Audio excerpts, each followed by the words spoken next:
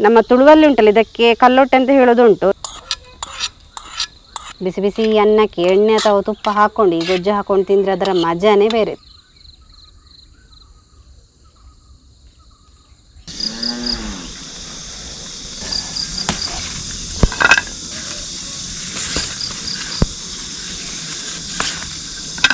Friends, ನಾನಿವತ್ತು ನಿಮಗೆ ಒಳ್ಳೆ ರೆಸಿಪಿ ಮಾಡಿ ತೋರಿಸ್ತೇನೆ. ಅದು ಯಾವುದರಿಂದ ಅಂತ ಹೇಳಿದರೆ ಈ ಕುದನೆಯಿಂದ.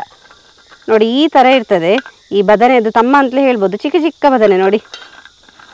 ನಮ್ಮ ತುಳುವಲ್ಲಿ ಉಂಟಲ್ಲ ಇದಕ್ಕೆ ಕಲ್ಲೊಟ್ಟೆ ಅಂತ ಹೇಳೋದುಂಟು. ಇದು ಸೇಮ್ ಬದನೆಯ ಒಳಗಡೆ ಬೀಜ ಇರ್ತದಲ್ಲ ಅದೇ ಥರ ಇರ್ತದೆ. ಅದರ ಸೈಜ್ ಮಾತ್ರ ಚಿಕ್ಕದು ನೋಡಿ.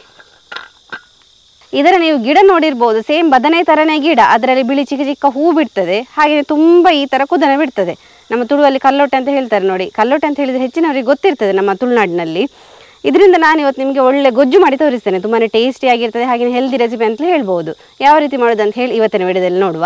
ಯಾರಾದರೂ ನಮ್ಮ ಕರಾವಳಿ ಮಿರರ್ ಚಾನಲ್ ಹೊಸಬರು ನೋಡ್ತಾ ಇದ್ದರೆ ಸಬ್ಸ್ಕ್ರೈಬ್ ಮಾಡಿ. ಹಾಗೆಯೇ ಫೇಸ್ಬುಕ್ ಮತ್ತು ಇನ್ಸ್ಟಾಗ್ರಾಮಲ್ಲಿ ಪೇಜ್ ಇದೆ, ಅದನ್ನು ಕೂಡ ಫಾಲೋ ಮಾಡಿ. ವಿಡಿಯೋ ಸ್ಟಾರ್ಟ್ ಮಾಡುವ. ನಾನು Asha Udupa Kateel. Welcome back to Karavali mirror. ನೋಡಿ ಈ ಥರ ಅದರ ತೊಟ್ಟನ್ನು ತೆಗೆಯುವ. ಇದು ನಿಮಗೆ ಚಿಕ್ಕ ಚಿಕ್ಕ ಈ ಬಟಾಣಿ ಥರನೇ ಕಾಣ್ತದೆ. ಈ ಬೆಂದಾಗ ಕೂಡ ಹಾಗೆಯೇ ಬಟಾಣಿ ಥರನೇ ನಮಗೆ ಕಾಣ್ತದೆ. ನೋಡಿ ಕುದನೆಯನ್ನು ತಗೋಬೇಕಾದ್ರೆ ತುಂಬ ಎಳಾಸು ತಗೋಬೇಕು. ಚಿಕ್ಕ ಚಿಕ್ಕ ಕುದನೆಯನ್ನೇ ತಗೋಬೇಕು. ನೋಡಿ ತುಂಬ ಬಲಿತ ಕುದನೆಯನ್ನು ತಗೊಂಡ್ರೆ ಅದರ ಒಳಗಡೆ ಬೀಜ ಇರ್ತದೆ ನೋಡಿ, ಅದು ಗಟ್ಟಿ ಗಟ್ಟಿ ಇರ್ತದೆ. ನೋಡಿ ಈ ಥರ ಒಂದು ಕಲ್ಲಟ್ಟೆಯನ್ನು ತೆಗೆದು ಅದನ್ನು ಒಂದ್ಸಲ ಹೀಗೆ ಗುದ್ದಿದಾಗ ಇದು ಓಪನ್ ಆಗ್ತದೆ. ಓಪನ್ ಆದಾಗ ಅದರ ಒಳಗೆ ಬೀಜ ನೋಡಿ ಸೇಮ್ ನಮ್ಮ ಬದನೆಯಲ್ಲಿ ಯಾವ ರೀತಿ ಬೀಜ ಇದೆಯೋ ಅದೇ ರೀತಿ ಇದೆ ನೋಡಿ. ಈ ಥರ ನೀರಿಗೆ ಹಾಕಿಡುವ. ನೀರಿಗೆ ಹಾಕೋದ್ರಿಂದ ಅದರ ಕನೆರೆಲ್ಲ ನೀರಲ್ಲಿ ಬಿಟ್ಕೊಳ್ತದೆ. ನಾವು ಕನೆರೆಲ್ಲ ತೆಗೆಯೋದುಂಟಲ್ಲ ಗೊಜ್ಜು ಮಾಡಿದರೆ ಅದು ಕಹಿ ಅಂಶ ಬಿಡ್ತದೆ. ಈ ಥರ ನೀರಲ್ಲಿ ಹಾಕಿಡೋದ್ರಿಂದ ಅದರ ಕನೆರೆಲ್ಲ ನೀರಿಗೆ ಬಿಟ್ಕೊಳ್ತದೆ.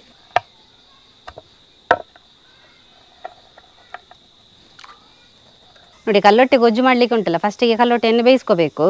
ನೋಡಿ ಆವಾಗಲೇ ನಾವು ಕಟ್ ಮಾಡಿದಂತಹ ಕಲ್ಲೊಟ್ಟೆ ನೀರಿಗೆ ಹಾಕಿಟ್ಟಿರ್ತೀವಿ. ಆ ನೀರು ಫುಲ್ ಉಂಟಲ್ಲ ಕನೆರೆಲ್ಲ ಬಿಟ್ಕೊಂಡು ಹೇಗಾಗಿದೆ ನೋಡಿ. ನೀರಿನ ಕಲರ್ ನೋಡಿ ಅಂತೆ. ನೀರಲ್ಲಿ ಹಾಕಿಟ್ಟ ಕಲ್ಲೊಟ್ಟೆ ಇದೆಲ್ಲ ಕನೆರು ಬಿಟ್ಕೊಂಡಿದೆ. ನೀರಿನ ಕಲರ್ ನೋಡಿ ಯಾವ ಥರ ಆಗಿದೆ ಅಂತ ಹೇಳಿ. ಇನ್ನಿದನ್ನು ಬೇಯಲಿಕ್ಕೆ ಹಾಕೊಳ್ಳುವ. ನಾನಿಲ್ಲೊಂದು 25ರಿಂದ 30 ಕಲ್ಲೊಟ್ಟೆಯನ್ನು ತಗೊಂಡಿದ್ದೇನೆ. ಅಂದರೆ ನಮ್ಮ ಮರದಲ್ಲಿ ಅಷ್ಟೇ ಆಗಿರೋದು. ತುಂಬ ಇದ್ದರೆ ತುಂಬ ಗೊಜ್ಜಾಗ್ತದೆ. ಇಲ್ಲಿ ನಂದು ಸ್ವಲ್ಪನೇ ಗೊಜ್ಜಾಗ್ತದೆ. ಅದಕ್ಕೆ ಸ್ವಲ್ಪ ನೀರು ಹಾಕ್ಕೊಳ್ಳುವ. ಒಂದು ಅರ್ಧ ಲೋಟದಷ್ಟು ನೀರನ್ನು ಹಾಕೋತೇನೆ. ಬೇಯಲಿಕ್ಕೆ ಬೇಕಾಗಿ ನೀರು ಹಾಕೋದು. ನೋಡಿ ಇನ್ನಿದಕ್ಕೆ ನಾನು 2 ಹಸಿಮೆಣಸನ್ನು ಹೀಗೆ ಅರ್ಧ ಕಟ್ ಮಾಡಿಕೊಂಡು ಹಾಕೋತೇನೆ.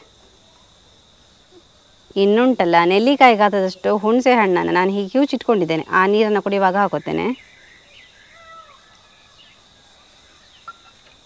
ಇದೀಗ ಚೆನ್ನಾಗಿ ಬೇಯಲಿ. ಈ ಮೆಣಸಿನ ಖಾರ ಹಾಗೆಯೇ ಹುಣಸೆ ಹಣ್ಣಿನ ಹುಳಿ 2 ಮಿಕ್ಸ್ ಆಗ್ತದೆ. ಹಾಗೆಯೇ ಈ ಕಲ್ಲೊಟ್ಟೆ ಬೆಂದಾಗ ನೋಡಿ ಕಲರ್ ಫುಲ್ಲು ಚೇಂಜ್ ಆಗ್ತದೆ, ವೈಟ್ ಆಗ್ತದೆ ಕಲರ್.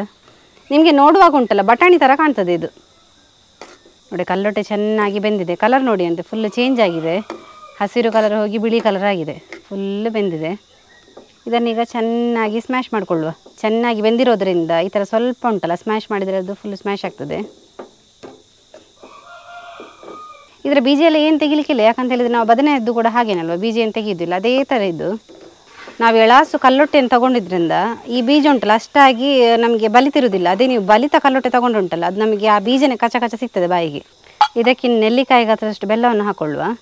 ಅರ್ಧ ಚಮಚದಷ್ಟು ಇಂಗಿನ ಪೌಡ್ರನ್ನು ಕೂಡ ಹಾಕ್ಕೊಳ್ಳುವ. ಇಡಿಂಗಿದ್ರೆ ಇಡಿಂಗನ್ನು ಕೂಡ ಗಟ್ಟಿಂಗನ್ನು ಹಾಕೋಬೋದು. ನಾನಿಲ್ಲಿ ಪೌಡ್ರಿಂಗನ್ನು ಹಾಕ್ಕೊಂಡಿದ್ದೇನೆ. ಹಾಗೆಯೇ ರುಚಿಗೆ ತಕ್ಕಷ್ಟು ಉಪ್ಪು.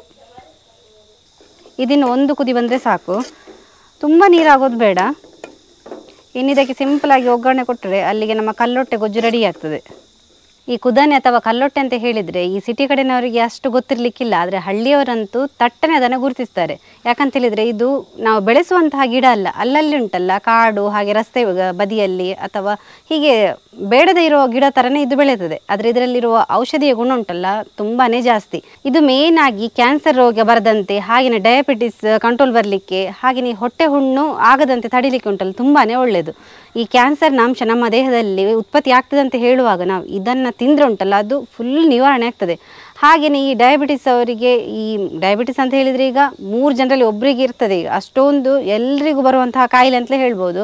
ಅಂಥವರೆಲ್ಲ ಈ ಕುದನೆಯನ್ನು ತಿಂದರೆ ಭಾರಿ ಒಳ್ಳೆಯದು. ಅಷ್ಟೊಂದು ಔಷಧಿ ಗುಣ ಇದೆ ಅಂತಲೇ ಹೇಳ್ಬೋದು.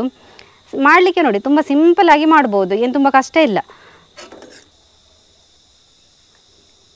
ಒಂದು 2 ಚಮಚದಷ್ಟು ಎಣ್ಣೆಯನ್ನು ಹಾಕ್ಕೊಳ್ತೇನೆ ಒಗ್ಗರಣೆಗೆ.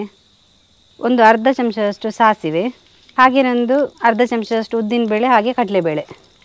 ಈ ಮೂರನ್ನು ಒಟ್ಟಿಗೆ ಹಾಕ್ಕೊಂಡು ಚೆನ್ನಾಗಿ ಇದನ್ನು ಫ್ರೈ ಮಾಡಿಕೊಳ್ಳುವ. ಇನ್ನು ಇದಕ್ಕೆ ಒಂದೇ ಎಸಳು ಕರಿಬೇವನ್ನು ಕೂಡ ಹಾಕುತ್ತೇನೆ.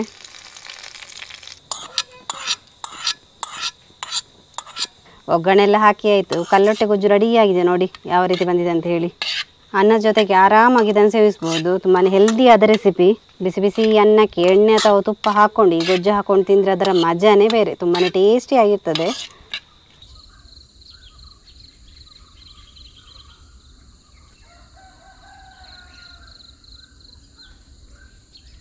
ನೋಡಿದ್ರಲ್ಲ ಫ್ರೆಂಡ್ಸ್, ಟಿಪಿಕಲ್ ಹಳ್ಳಿ ಕಡೆಯ ಕಲ್ಲೊಟ್ಟೆ ಗೊಜ್ಜು ಯಾವ ರೀತಿ ಬಂದಿದೆ ಅಂತ ಹೇಳಿ. ತುಂಬಾ ಚೆನ್ನಾಗಿ ಬಂದಿದೆ. ಸಿಟಿ ಮಂದಿಗೆಲ್ಲ ಈ ಕಲ್ಲೊಟ್ಟೆ ಅಂತ ಹೇಳಿದರೆ ಏನಂತ ಕೂಡ ಗೊತ್ತಿರಲಿಕ್ಕಿಲ್ಲ.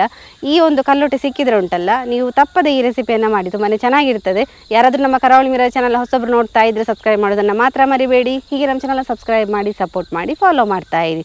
ನಾವು ಈ ಥರ ಹೊಸ ಹೊಸ ವೀಡಿಯೋದೊಂದಿಗೆ ಮುಂದೆ ನಾವು ಸಿಗ್ತಾ ಇರ್ತೇವೆ. Thank you.